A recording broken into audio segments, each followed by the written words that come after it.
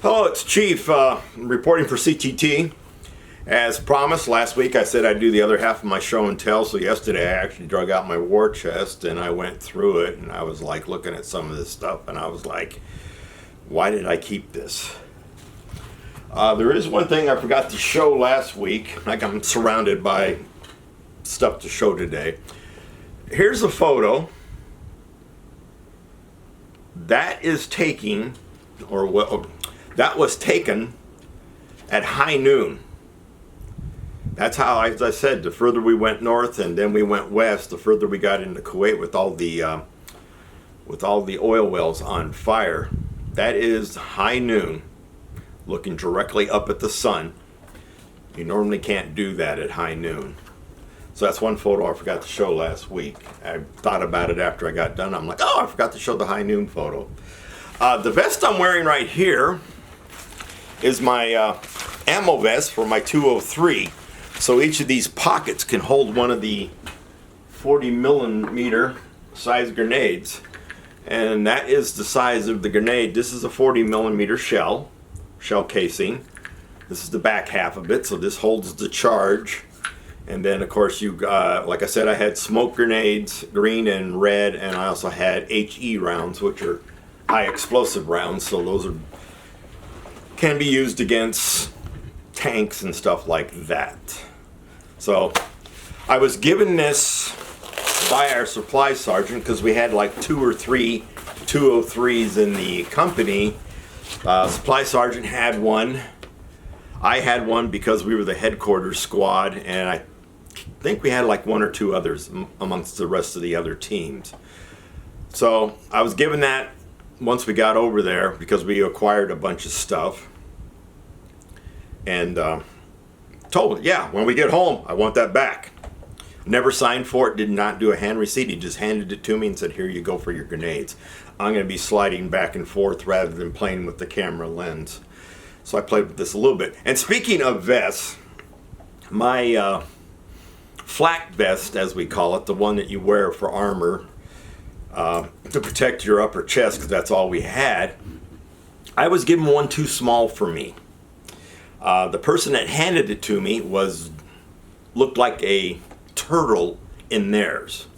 So they handed me theirs and kept mine, and I was ordered to wear mine, but I would get it and the Velcro would still be about 3 to 4 inches apart. That's how small it was. It was a small. And like I said, the person that handed it to me, they looked like a turtle in theirs. They were like, could sink their head in it almost, because they kept mine thinking that maybe I got more protection. I don't know why, but so show and tell for today. This is one of the scarves we were handed to wear around our neck for sandstorms and such. So you can see it's quite long. It's almost 6 feet long. I used it a lot. Of course, you know, we made the old mask, but we didn't have to very often. I did go through my journal, believe it or not, and I found out that we were bored quite a bit because we sat and then we moved. And for a while prior to the jumping off of the war, we moved around a bit, and it was quite strange. I got to keep my helmet cover, and as you can see, there's no writing or anything. We were ordered, you cannot write, you cannot put anything like the Vietnam era did, because they would put the little bottle of the oil for the oil their M16s, or they would have cigarettes in there, and then of course, you know, they always had the lovely sayings, you know, FTA or New York or wherever they were from on it. We were told, no, can't do any of that. And the whole time we were over there, they kept in, like every other day we heard, and there'll be no fragging of officers, because in the Vietnam War they would go into the officer's hooch tent, wherever he slept, and drop a fragmentation grenade and frag the officers, hence fragging the officers to kill them, to get rid of them. I still have my goggles, and they actually say goggles for sun and wind, but they're a little smashed, and the spongy part is deteriorating rapidly, so these will probably might have to get thrown away in a little bit because they are deteriorating. I have 2 boonie hats, but Don't know where I got the second one. I guess I bought it when I came home, but I only went to war with this one. And I didn't leave my rank on it. Nope, I didn't. I didn't have sew on rank. I had pin rank on it. But this is the one I took the picture in, and like I said, as soon as I wore this, as soon as we got that picture taken, there was a higher ranking sergeant. Who gave you authorization to wear that? You know, like I said, uniform violations, somebody always shows up. I have one of the chocolate chips. That's what they ended up calling these uniforms because of the pattern, because they do look like little chocolate chips. And I left early, which I will talk about in a later video, so I did not get the Desert Sand or the Desert Tan name tapes. They had someone come over after I had left, and everybody was buying, you know, to get the proper color name tapes on it. There's Snickers again. And I do have my sergeant rank sewn on this one. So, I mean, and I had, like I said, I had to pay for my uniforms. I did not get lucky enough. Yes, Snickers, you're not part of this video, okay? So there's the tops, there's the bottom. Because I went to CIF to turn in my desert issue. I left one uniform at home. Guy was like, no, I need both your uniforms. And I'm like, oh, one of them's a little unserviceable. So I ended up paying for it. Other people in my units, they got to keep theirs. They got the right CIF guys, so a lot of guys got to keep their issue. And of course, later on, the Army decided that if you're wearing it next to your skin, you get to keep it. Throughout the war, I had this hanging off of off the side of my Humvee. Yes, it's a Colorado flag. I just happened to have it. I didn't have a little American flag or anything like that, so I flew the Colorado flag, and it got frayed at the edges, and I was like, yeah. That's where I enlisted. I enlisted in Colorado. And I said last week that I traded a uniform with one of the British members at the Scimitar tank.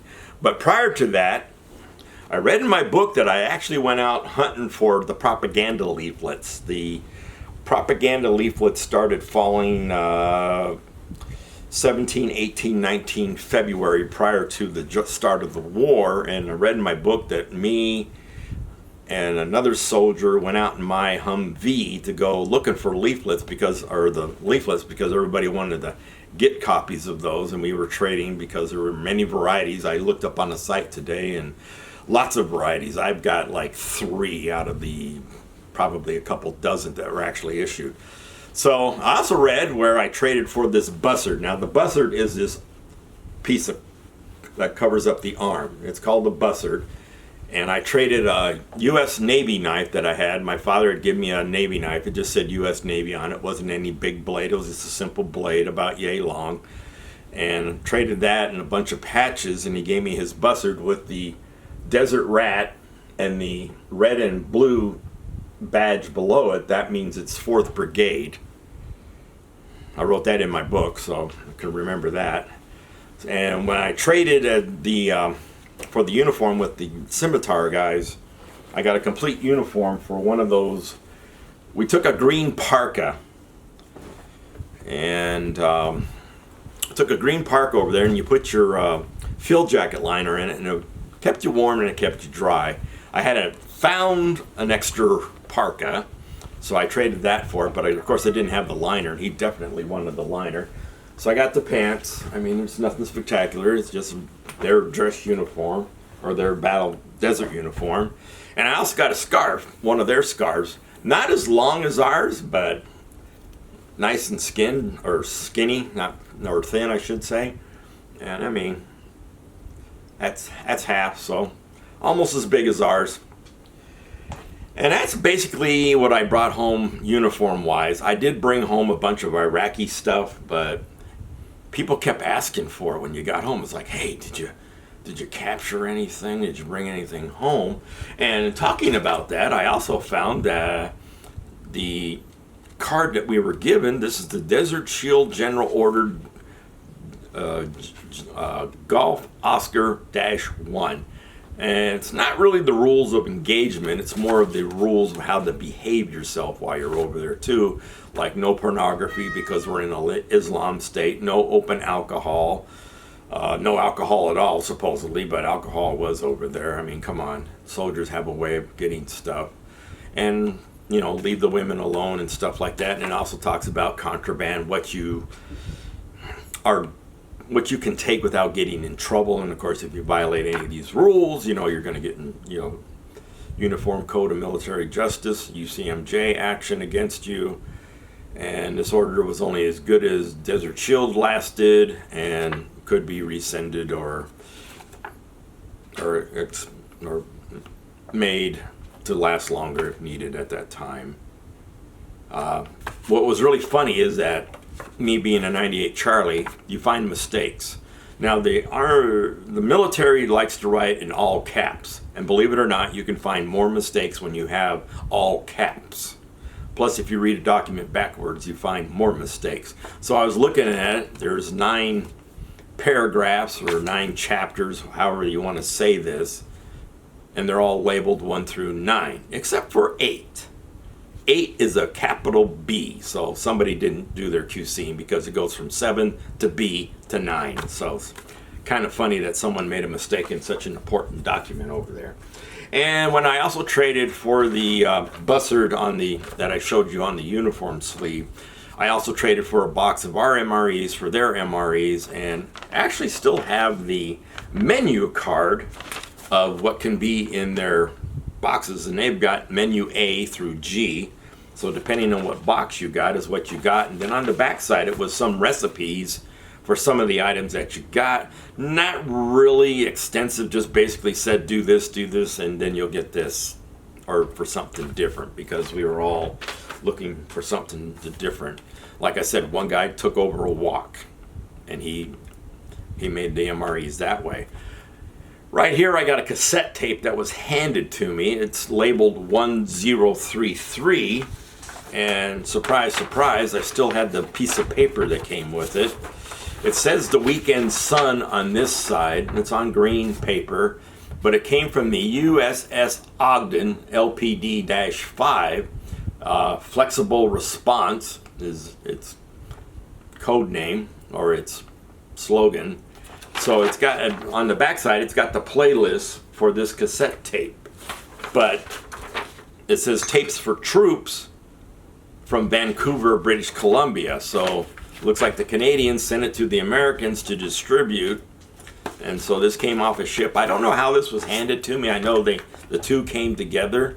I listened to it like a couple times over there because I did have I think I had a Walkman or something like that. I don't really remember. Something with batteries, because batteries were sort of easy to get later on when we had a PX open up. In my collections, I got some soda cans from what I drank. So I got Pepsi in their language. These are all bottled or canned in Riyadh. So there's a Mountain Dew can with the equivalent on the other side. Snickers, you're not part of this video. I keep telling you that. And there's a 7-Up can. So, and these are the old pull tabs, if you can see that. So I didn't save the pull tabs, or I might have. No, I didn't. And then I got a couple bottles. I got a 7-Up bottle and a Pepsi Cola bottle. So, and then of course their equivalents. And I also got a Fanta bottle, but they call it Mirinda, or something like that. And it had a paper label on it, and it's dying. So those things are probably going to go to the wayside, because what do I need a bunch of stuff like that for? And got a few more minutes of my video here. I got paper stuff that I acquired. My ex had saved the battalion notes from the rear. This is all from the family support group and stuff like that. So she saved a few of those for me, so I read them. And so she gave them to me, so I kept those. And then I've got some of the papers, or some of the papers that Big Red 1 published while we were out there. I got them from February 1st and February 15th, so every other week, but I missed volumes 1 and 2, or issue 1 and 2. This is 3 and 4. I don't know if they made any more or not. Stars and Stripes came to us for free, but so many copies would come down the line, and of course everybody would read them. And this one's still got the comics, and I still think puzzles not done and stuff like that. So it's fun to look at, especially for the prices, because this is from February 26, 1991. So they've got a special at the PX for a man's golf umbrella by Doppler for $16.95. Probably about 2 or 3 times that much right now, even if Doppler is still in business. And we were attached to the 7th Corps, or we became part of the 7th Corps, so I got a couple of their publications while I was over there too. And like I said, these were hard to come by because the distribution of them was not very good. So that's basically it for show and tell for this week. I'm just going to talk a little bit about mail. As I was reading through my journal, the Big Red One had trouble. Of course, other units probably had the same trouble we did with getting our mail, because I was looking through it, my journal, and I would sit there and write down, you know, a letter stateside was mailed on February 25th, and I've got it like March 26th, so almost a whole month later. We heard rumors about mail. We heard rumors that mail clerks stateside were throwing it away, shredding it, all kinds of rumors. I did not receive my first box from my ex. She sent me my last pair and my only pair that I had left of my basic training boots. They were comfortable. Well, they were broken in at basic training, but they were still comfortable. And after basic training, the Army went to a new issue boot, so those were more comfortable to me. I didn't get them resold. I was going to get them resold, but I noticed in my journal I had a list of my losses of what I lost as far as uniform wise over there, because a lot of stuff I just did not bring home. So when I left there, like I said, I went over with an A bag, a B bag, and my rucksack. But when I went home, everything went into my rucksack and only one bag. But I made sure I brought back those 4 poles to turn back to CIF.